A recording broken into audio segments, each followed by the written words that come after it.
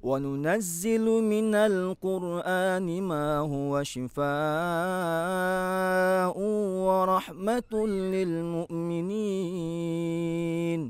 ولا يزيد الظالمين إلا خسارا. Assalamualaikum warahmatullahi wabarakatuh. Alhamdulillahi rabbil alamin. Wassalatu wassalamu ala asyrafil anbiya'i wal mursalin wa ala alihi wa ashabihi ajma'in. Ma'asyiral muslimin wal muslimat rahimakumullah.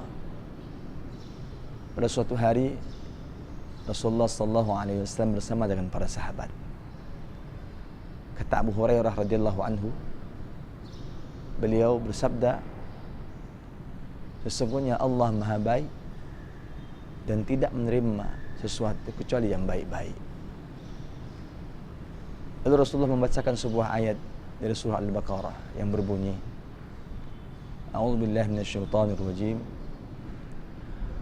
Bismillahirrahmanirrahim. Ya ayyuhalladzina amanu kulu min thayyibati ma razaqnakum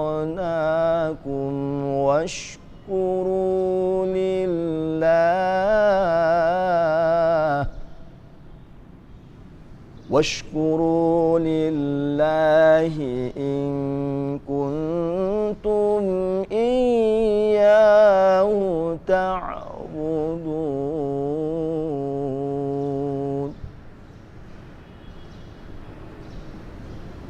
Allah Subhanahu wa taala berfirman, wahai orang-orang yang beriman,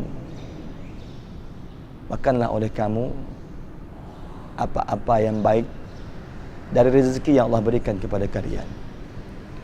Bersyukurlah kepada Allah jika benar-benar kalian menyembah kepada Allah Subhanahu wa taala. Lalu tiba-tiba Sa'ad bin Abi Waqqas berdiri dan bertanya kepada Rasulullah SAW. Beliau minta kepada Rasulullah, ya Rasulullah, doakanlah aku menjadi orang yang paling istajabah doanya. Lalu Rasulullah menjawab, wahai Sa'ad, jagalah makananmu, pastilah Allah akan mengistajabahkan doamu. Lalu kata Rasulullah berikutnya, sesungguhnya seseorang yang memasukkan makanan haram ke dalam perutnya, maka Allah tidak menerima amalnya selama 40 hari. Lalu kata beliau, apabila seseorang memenuhi perutnya dari barang yang haram dan riba, maka neraka lebih layak untuknya. Ma'asyiral muslimin wal muslimat rahimakumullah. Sa'ad bin Abi Waqqas yang menerima nasihat Rasulullah sallallahu alaihi wasallam ini punya sebuah kisah yang menarik. Kata Abu Hurairah, ketika Sa'ad bin Abi Waqqas diperintahkan oleh Umar bin Khattab untuk membawa pasukan kaum muslimin menaklukkan Persia, maka ketika Sa'ad menjadi panglima perang dan Abu Hurairah ada di dalamnya, sesampainya di Persia, di mana Persia ini dikelilingi oleh sungai Efrat dan Tigris.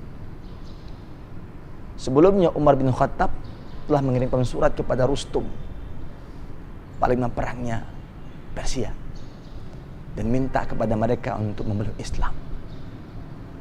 Akan tetapi Rustum menolak, dan mereka merasa Persia sebuah kerajaan yang besar. Bagaimana mungkin takluk dengan kaum muslimin yang baru lahir ketika itu? Ma'asyiral muslimin rahimakumullah. Lalu ketika Sa'ad yang diperintah oleh Umar untuk datang ke Persia, untuk menundukkan Persia, apa yang terjadi? Sesampainya di Persia, antara Persia dengan pasukan kaum muslimin dihalangi oleh sebuah sungai, sungai Efrat. Dan oleh kerajaan Persia, semua jembatan, semua perahu dimusnahkan, sehingga pasukan ini terhambat untuk masuk ke Persia. Lalu kata Abu Hurairah, Sa'ad bin Abi Waqqas turun dari kudanya, kemudian pergi ke pinggir sungai. Beliau mengambil wudu, salat 2 rakaat, kemudian berdoa, kemudian beliau naik kembali ke kudanya dan mengatakan, ikutlah aku.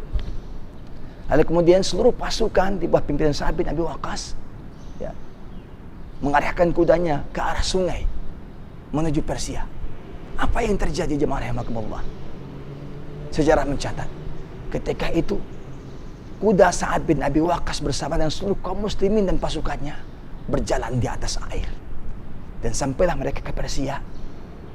Dan ketika di sana, Sa'ad bin Abi Waqqas bisa menundukkan Persia, dan Persia masuk ke bawah naungan Islam.